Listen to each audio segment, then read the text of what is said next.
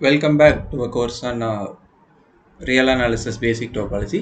Previous lectureல metric spaceனா என்ன அதுக்கான ஒரு ஸ்டாண்டர்ட் ஒரு எக்ஸாம்பிள் பார்த்தோம். இப்போ நம்மள ஒரு சிலருக்கு தோணக்கூடிய ஒரு கேள்வி என்னவா இருக்கலாம் அப்படின்னா, இந்த ரியல் லைன்ல நம்ம பேசிக்கிட்டு இருக்கோம் அப்படின்னா ரியல் லைன்ல இந்த ஸ்டாண்டர்ட் மெட்ரிக்கை தவிர வேற மெட்ரிக் நம்மளால டிஃபைன் பண்ண முடியுமா முடியாதா அப்படிங்கிறது தான் வந்து கேள்வியா இருக்கும். அதாவது ஸ்டாண்டர்ட் மெட்ரிக் அப்படிங்கிறது இதுதாங்க. இந்த மெட்ரிக்கான நேம் என்ன அப்படிங்கிறது நான் ப்ரீவியஸ் லெக்சரில் சொல்லலை. It is known as standard metric. இந்த ஸ்டாண்டர்ட் மெட்ரிக்கை தவிர வேறு மெட்ரிக் இதில் டிஃபைன் பண்ண முடியுமா முடியாதாங்கிறது ஒரு சில கேள்வியாக வரும். அது எல்லாமே இருந்துட்டு இனி வரும் லெக்சர்ஸில் நம்ம பார்க்க போகிறோம். ஓகே, இப்போ இந்த ஸ்டாண்டர்ட் மெட்ரிக்கை வந்து இந்த செட்டில் மட்டும்தான் டிஃபைன் பண்ண முடியுமா இல்லை வேறு ஏதாவது செட்டில் டிஃபைன் பண்ணுறதுனாலும் நம்ம பண்ணலாமா, அந்த விஷயத்தை தான் இப்போ பார்க்க போகிறோம். இப்போ முதல்ல இருந்துட்டு நம்ம லைன்ல பேசிக்கிட்டு இருந்த விஷயத்த இப்போ பிளேனுக்கு நம்ம எக்ஸ்டெண்ட் பண்ண போறோம். இப்போ பிளேனுக்கு எக்ஸ்டெண்ட் பண்றோம் அப்படின்னா அது என்னது? இப்போ நம்ம கன்சிடர் பண்ணக்கூடிய எக்ஸ் வந்து என்னவா இருக்க போகுது அப்படின்னா R2 எடுக்க போறோம் நம்ம, சரிங்களா? ஸோ R2ல வந்து இதே மெட்ரிக்கு நம்ம டிஃபைன் பண்றோம், d of xy. இதை வந்து modulus of x minus y அப்படின்னு டிஃபைன் பண்றோம். இது என்ன? R2ல எடுக்கிறோம் அப்படின்னா R2ல எக்ஸுங்கிற விஷயம் என்னவா இருக்கும்? எக்ஸ் வந்து x1, x2 இந்த மாதிரி இருக்க போது, y வந்து y1, y2 இந்த மாதிரி இருக்க போது. அப்போ ஒரு ரெண்டு ரியல் குவான்டிட்டிக்கு மாடுலஸ் வேல்யூ எப்படி எடுக்கிறது அப்படிங்கிறது நமக்கு தெரியும். இப்போ நமக்கு சரி குவாடினேட்ஸாக இருக்குது, இதுக்கு நம்ம எப்படி எடுக்க போகிறது? இதை வந்து வேற எந்த மாதிரி எழுதலாம் அப்படின்னா, summation I runs from 1 to 2 modulus of xi minus yi square whole power 1/2. இது என்னன்னு பார்க்குறீங்களா? நம்ம ஸ்கூலில் வந்து ஜாமெட்ரி படிக்கும்போது நம்ம பார்த்துருந்த விஷயம் என்னவா இருந்திருக்கும்? இப்போ சப்போஸ் ஏதாவது ஒரு 2 பாயிண்ட் இருக்குது அப்படின்னா இந்த 2 பாயிண்ட்டுக்கான டிஸ்டன்ஸ் ஃபார்முலா நம்ம என்னென்னு படிச்சிருந்துருக்கோம்? It is x1 minus x2 whole square plus y1 minus y2 அந்த மாதிரி நம்ம இது பண்ணியிருந்தப்போ, இங்கே வந்து x1 x2ன்னு எடுத்திருக்கங்காட்டி இங்கே x1 minus y1 whole square plus x2 minus y2 whole square whole power 1/2ங்கிறது ஸ்கொயர் ரூட் தான். ஸோ நம்ம ஸ்கூலில் படித்தா அந்த டிஸ்டன்ஸ் ஃபார்முலா அதை தான் இங்கே வந்து நம்ம மெட்ரிக்காக டிஃபைன் பண்ணுறோம். இது வந்து மெட்ரிக்கை ஃபார்ம் பண்ணுதா இல்லையா அப்படிங்கிறது எல்லாமே இனிதான் நம்ம செக் பண்ணோம். நம்ம செக் பண்ண வேண்டிய முதல் கண்டிஷன் என்னது? d of x, y greater than or equal 0. இப்போ இங்கே நம்ம இந்த எக்ஸ் ஒய் ரெண்டுமே எங்கிருந்து எடுத்திருந்திருக்கோம்? இது ரெண்டுமே R2லேருந்து எடுத்திருந்திருக்கோம். R2லேருந்து இதை எடுக்கிறோம் அப்படின்னாலே இதோட மீனிங் என்ன? இந்த x1, x2, y1, y2 இது எல்லாமே வந்து ஒரு ரியல் குவான்டிட்டி. அப்போது x1 மைனஸ் y1 இது கண்டிப்பாக ஒரு ரியல் குவான்டிட்டி தான். இதை ஸ்கொயர் பண்ணோம் அப்படின்னா இது வந்து ஒரு நான் நெகட்டிவ் குவான்டிட்டியாக தான் இருக்க போகுது. இது எப்போ ஜீரோவாக இருக்கும்? x1ம் y1ம் சேமாக இருந்தால் ஜீரோவாக இருக்கும். அதே மாதிரி x2 மைனஸ் y2 ஹோல் ஸ்கொயரும் greater than or equal to 0 தான். x2 y2 சேமாக இருந்தால் மட்டும்தான் இது ஜீரோவாக இருக்க போகுது. அப்போது இது ரெண்டும் ஒரு நான் நெகட்டிவ் குவான்டிட்டி அப்படின்னா இந்த ரெண்டு விஷயத்தை ஆட் பண்ணோம் அப்படின்னாலும் நமக்கு என்ன தான் கிடைக்க போகுது? ஒரு நான் நெகட்டிவ் குவான்டிட்டி தான் கிடைக்க போகுது. இப்போ இது ரெண்டையும் ஆட் பண்ணால் ஒரு நான் நெகட்டிவ் குவான்டிட்டி கிடைக்குது அப்படின்னா இதுக்கு வந்து இப்போ நம்ம ஸ்கொயர் ரூட் எடுக்கணும். ஸ்கொயர் ரூட் என்ன? பாசிட்டிவ் ஸ்கொயர் ரூட் பற்றி தான் நம்ம பேசுகிறோம்.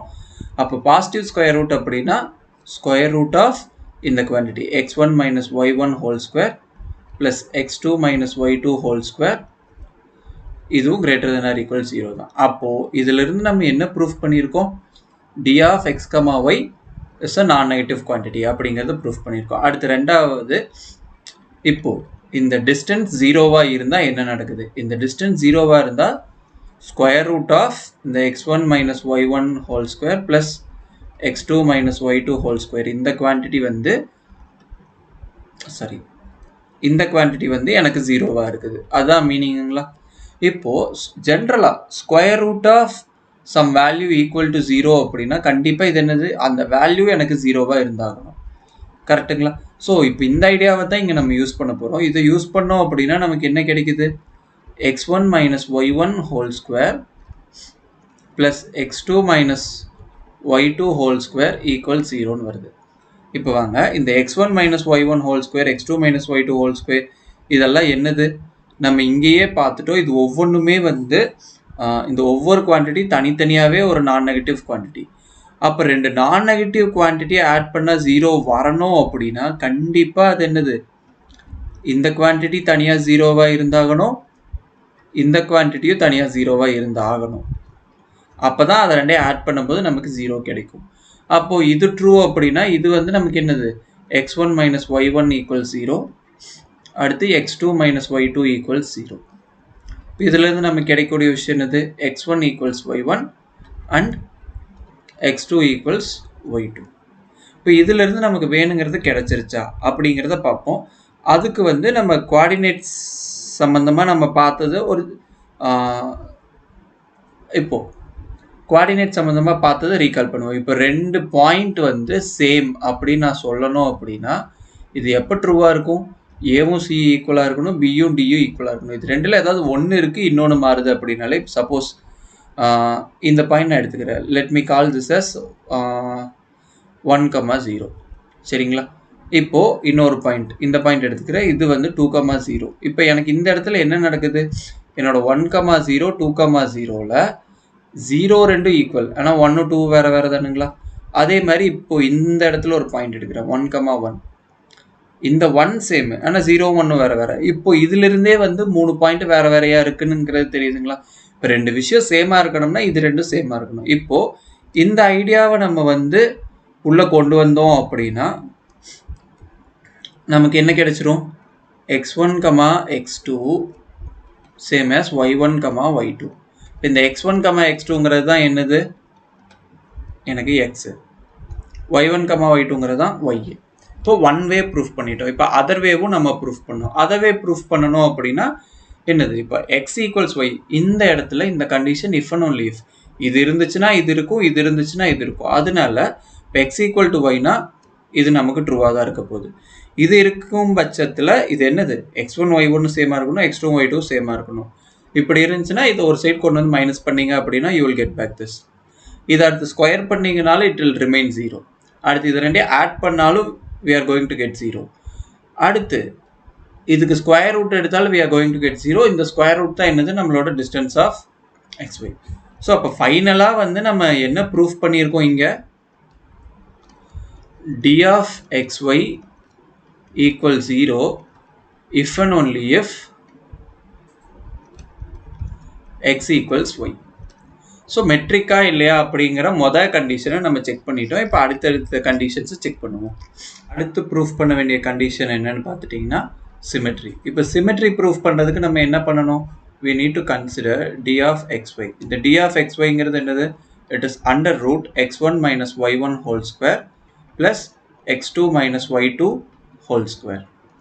சரிங்களா? இப்போது இந்த விஷயத்தை நான் எப்படி எழுதுறேன்னா minus of y1 minus x1 whole square plus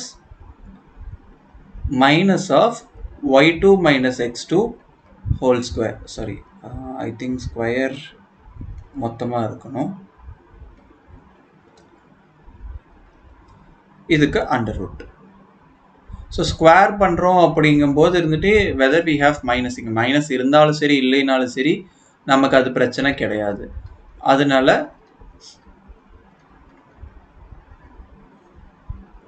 இந்த இது வந்துருச்சு. இது என்னது, this is d of y, x. கரெக்டுங்களா? இப்போ மூணாவது ட்ரையாங்கிள் இன்இக்வாலிட்டி ப்ரூஃப் பண்ணணும். ட்ரையாங்கிள் இன்இக்வாலிட்டி ப்ரூஃப் பண்ணுறதுக்கு we have to make use of one known result that is called as Minkowski inequality. இந்த மின்கௌஸ்கி இன்இக்வாலிட்டி என்ன அப்படிங்கிறத மட்டும்தான் நம்ம பார்க்க போகிறோம். we are not going to prove this Minkowski inequality. இந்த மின்கௌஸ்கி இன்இக்வாலிட்டி வந்து ஜென்ரல் கேஸுக்கு Rnலேருந்து நீங்கள் வேல்யூஸ் எடுத்தீங்க அப்படின்னா, Rnலேருந்து எடுக்கிறோம் அப்படின்னா என்னது, நமக்கு x வந்து இந்த மாதிரி n டுப்புளாக இருக்கும், y வந்து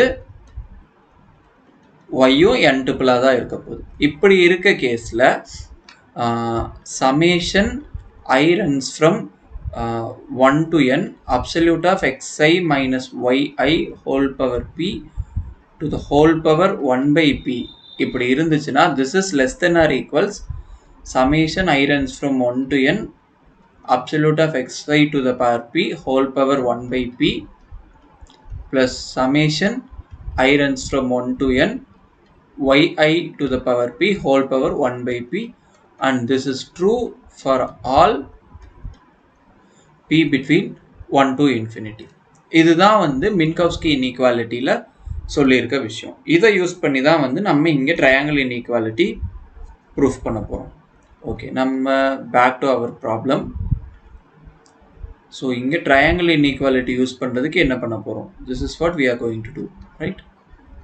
so consider d of xy. So then the x1 minus y1 whole square plus x2 minus y2 whole square, or in other words simply x minus y. கரெக்டுங்களா? இந்த modulus of x minus y 2 டைமென்ஷனில் என்ன அப்படிங்கிறத இந்த மாதிரி எழுதியிருந்திருக்கும். For z in R2 இந்த d of xyவே வந்து நம்ம எப்படி எழுதுறோம் அப்படின்னா absolute of x minus z plus z minus y, value is unaltered. இந்த இடத்துல இந்த z அப்படிங்கிறது எந்த மாதிரி இருக்கும்? z1, z2 இந்த மாதிரி இருக்க போகுது. அப்போ இதை இந்த மாதிரி கன்சிடர் பண்ணுங்க. கன்சிடர் பண்ணிங்கன்னா உங்களுக்கு என்ன இருக்க போகுது? இந்த ஒரு டேர்ம் அப்படிங்கிறதே வந்து உங்களுக்கு என்னது? this x minus z, let me do here. இந்த x minus zங்கிறது என்னவா இருக்கும்? x1, x2 minus z1, z2 அப்படிங்கும்போது கோஆர்டினேட் வைஸ் மைனஸ் பண்ணோம்னா x1 minus z1, x2 minus z2. சரிங்களா? இந்த மாதிரி தான் இருக்க போகுது. இதுக்கு இந்த அண்டர் ரூட் எக்ஸ்பிரஷன் கொடுத்தோம் அப்படின்னா எந்த மாதிரி கொடுப்போம் அப்படிங்கிறது it is, I hope it is well known to you people. So அதை எழுதணும் அப்படின்னா we will have x1 minus z1 plus z1 minus y1 whole square plus x2, hope am I doing it right? So இதில் first quantity, இதோட first, okay let me do it again. So இதில் first minus இதில் first, கரெக்டுங்களா? So minus of z1 minus y1 whole square. So this is how we have done, right? So sorry whole square then plus x2 minus z2 minus of z2 minus y2 whole square. Now what we are going to do is that we will have to make use of Minkowski inequality with p2 so that 1 upon p is 1 upon 2. இங்கே அதான் நமக்கு இருக்குங்களா? இப்போ என்ன அப்படின்னா this is your x, இங்கே xi ன்னு நம்ம denote பண்ணியிருக்கிறது this quantity and this is our yi quantity. So use if we mark this as equation 1, use 1 with p, then we get what? Then we get absolute of x1 minus y1 whole square plus x2 minus y2 whole square. In this simplify பண்ணீங்க அப்படின்னா this is what you are going to get. Okay, so this is smaller than or equals absolute of x1 minus z1 whole square plus x2 minus z2 whole square plus absolute of z1 minus y1 whole square plus z2 minus y2 whole square, and this tells you your d of xy is smaller than or equals d of xz plus d of zy. Okay, இந்த இடத்துல இங்கே நம்ம வெறும் whole ஸ்கொயர்னு வச்சுருக்கோம், இங்கே absolute வச்சுருக்காங்க. Here how we made use of that Minkowski inequality here, that is let me give you. Okay, you have some value square, okay, and you have this one. Are they same? Yes, of course they are same. Whereas this is not true in general. Suppose if you have x cube and you have modulus of x cube. These two are different. This need not be equal. For example, if you take x to be minus 5, your minus 5 whole cube would be minus 125, whereas absolute of minus 5 whole cube would be 5 cube, that is 125. These two are not same. Whereas while squaring, you square minus 5 or absolute of minus 5 square, you are going to get the same. This is why we are able to make use of Minkowski inequality to prove this. Okay, in the Minkowski inequality, absolute value is specified, whereas in the definition we have simply square, but the value remains same in both the cases, and hence we are able to make use of that thing. Okay, hope you have got the idea of how we did this. So hence all the requirements are satisfied, then we may conclude this R2 is a metric space. Okay, so let me go to this page again. Hence R2 with this D is a metric space. Okay, so with the same metric, now we shall extend this idea to Rn. So in Rn we are going to talk இங்க நம்ம என்ன பண்றோம் அப்படின்னா, நம்மளோட set வந்து Rn, நம்ம define பண்ற matric வந்து என்னன்னு பார்த்துட்டீங்கன்னா அதேதான் absolute of x minus y. இது எந்த மாதிரி இருக்க போகுது அப்படின்னா summation I runs from 1 to n absolute of xi minus yi whole square to the power 1 upon 2. இங்க xங்கிறது என்னது? x is x1 x2 etc xn. இதே மாதிரி y அப்படிங்கிறது y1 y2 etc yn. சரிங்களா? இப்போ என்னென்ன பண்ணமோ இதே ஐடியாவை யூஸ் பண்ணி easily we can prove Rn with this D is a metric space. So லைனில் நம்ம யூஸ்வலாக டிஸ்டன்ஸ் எப்படி மெஷர் பண்ணுவோம், பிளேனில் எப்படி மெஷர் பண்ணுவோம், இதே மாதிரி 3 டைமென்ஷன் அதை அப்படியே ஜென்ரலைஸ் பண்ணோம் அப்படின்னா என்ன நடக்கும் அப்படிங்கிறது சொல்லியிருந்திருக்கோம். அதனால இந்த மெட்ரிக்கு வந்து இந்த மெட்ரிக்கை we may also called as standard metric. This metric has one more name. This was invented by the mathematician called Euclidean. So this is also called as standard Euclidean metric, or simply Euclidean metric or standard metric. So with this metric, this Rn, okay, the metric specified is called as Euclidean space.